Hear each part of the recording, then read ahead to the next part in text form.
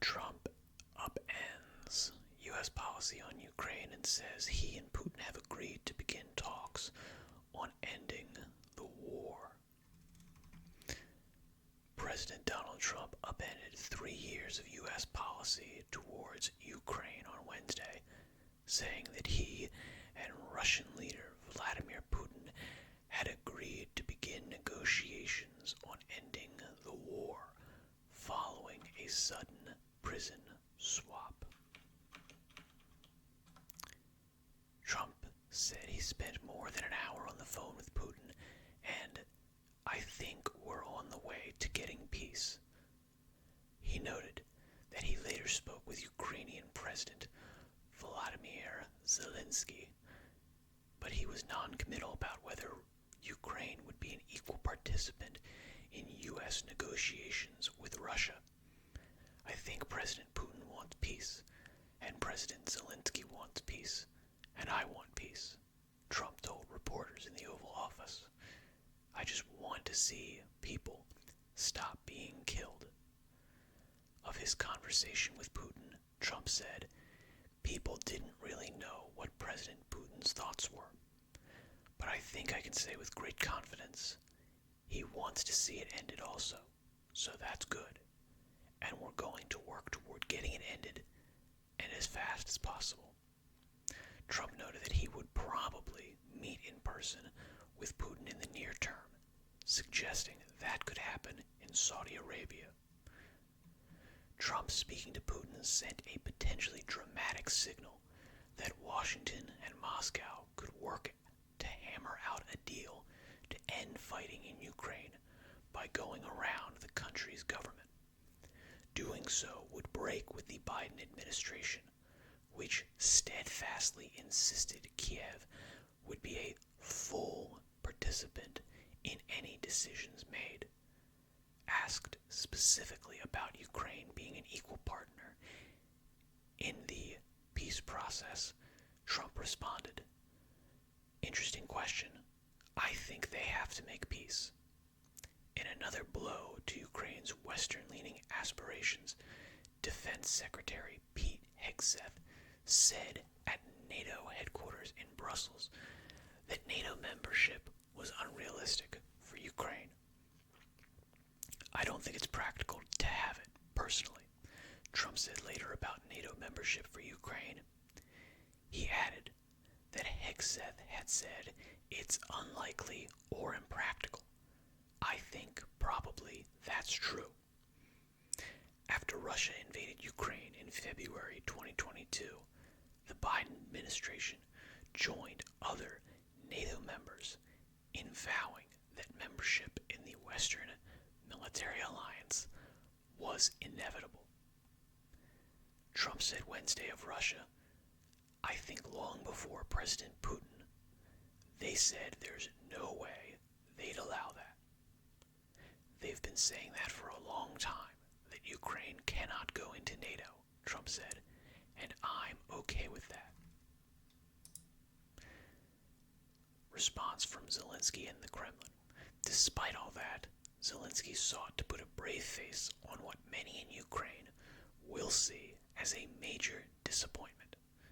In a social media post, he said he had a meaningful conversation with Trump that included discussion of opportunities to achieve peace and Kiev's readiness to work together at the team level. "I am grateful to President Trump," he said.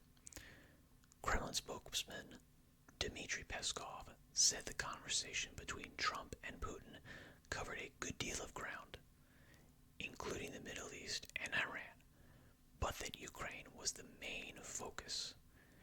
Peskov said Trump called for a quick cessation of hostilities and a peaceful settlement, and that President Putin, in his turn, emphasized the need to remove the root causes of the conflict and agreed with Trump that a long-term settlement could be achieved through peace talks. The Russian president supported one of the main theses of the U.S. president, that the time has come for our two countries to work together, Peskov told reporters. The Russian president invited U.S. president to visit Moscow and expressed readiness to host U.S. officials in Russia for issues of mutual interest, naturally including the Ukraine settlement.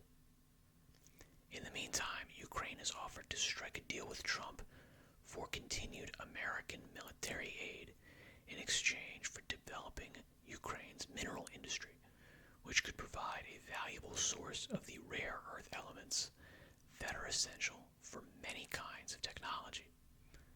Trump suggested that aid would continue to flow, but that Treasury Secretary Scott Bessent was in Ukraine working to get written assurances that the U.S. would get access to its rare earth elements and oil and gas. We're asking for security on our money, Trump said, noting of Ukraine. They've agreed to it. Zelenskyy tweeted earlier about the meeting with Bessent, saying, "We value our partnership with the United States and strive to expand our joint capabilities." Asked about Trump's views on Russia and Putin, White House Press Secretary Caroline Leavitt said, "I believe this nation views Putin and Russia as a great competitor in the region, at times an adversary." But she also noted of Trump, at times he enjoys having good diplomatic relationships with leaders around the world. Working more closely with Putin on Ukraine defies the long-held stance of Biden, who, together with his top national security aides, repeatedly insisted, "Nothing about Ukraine without Ukraine."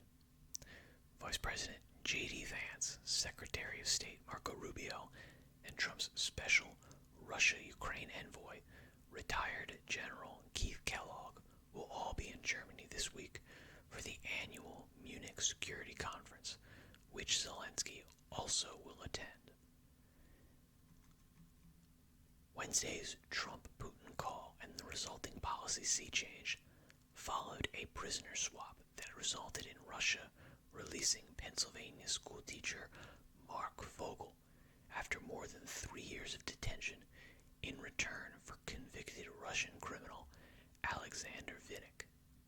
The White House described the prisoner swap as evidence of a diplomatic thaw that could advance negotiations to end the fighting in Ukraine. In a social media post detailing his call with Putin, Trump wrote, "We each talked about the strengths of our respective nations and the great benefit that we will someday have in working together." Trump also noted that they agreed to have our respective teams start negotiations immediately. The president appointed Rubio, CIA Director John Ratcliffe, National Security Advisor Michael Waltz, and his special Mideast envoy Stephen Witkoff to lead those talks. Vogel, who was deemed wrongfully detained by Russia, was arrested in August 2021 for possession of marijuana and was serving a 14-year prison sentence. He had been left out of previous prisoner swaps with Russia that were negotiated by the Biden administration. Vinnik, the other person involved according to 2 U.S. officials, was arrested in 2017 in Greece at the request of the U.S. on cryptocurrency fraud charges, and was later extradited to the United States, where he pleaded guilty last year to conspiracy to commit money laundering. He is in custody in California, awaiting transport to Russia, the officials said. The Kremlin confirmed that a Russian citizen was freed in the United States in exchange for Vogel, but refused to identify him until he arrives in Russia. Trump welcomed Vogel at the White House on Tuesday evening after his return to the U.S. on Witkoff's personal plane. Okay, now that you've made it through the entire reading of that article, I will give some personal thoughts. I think it's good that the Russia-Ukraine war gets ended. I think that ending war is good, and I think most people would agree with that. I think the resolution of any war is, generally speaking, going to make both sides uncomfortable and not fully happy with whatever the resolution is. That is the general compromise of solutions. When both parties have something they want, and what they want comes at a cost to the other party, that other party needs to determine whether or not that cost is bearable. And in a armed conflict, there are enormous amounts of emotional ties that go with these things. Hundreds of thousands, like 1 million people, I don't know if it's 1 million people at this point, dead because of this conflict. And there is legitimate desires for vengeance or justice, and these feelings are going to stop any kind of totally equitable, beautiful, wonderful resolution to this that makes everybody happy. It's not going to make everybody happy, and in fact, some people, even if they got everything they wanted, will not be happy, because guess what? Their son that was conscripted off the street is still dead. They're not getting true recompense for that. That's going to be a problem that they have for the rest of their lives. They're never going to really truly get over that. And it's unfortunate. The best we can do as a neutral, or not neutral, but as a third party, is to make sure that no one else's son or daughter dies in this conflict. That's basically the best that we can do. And it seems that that is certainly what the U.S. voted for. Trump's in there. He said this is what was going to happen. He said this is what he wanted to do. And it's happening. So, good on them. Good on him for keeping his promise. And I think, in general, it is probably a good thing that this war gets ended. And I think the way in which it will be ended, perhaps the concessions will be weighted a little bit more towards Russia, maybe not. Maybe they'll be a little bit more towards the U.S., and certainly, even if the concessions are weighted towards Russia, the U.S. and the West, generally speaking the U.S., because the U.S. has borne the cost of arming Ukraine, has probably done pretty well. We're getting these mineral deals where we've degraded what we, certainly Biden considered a enemy.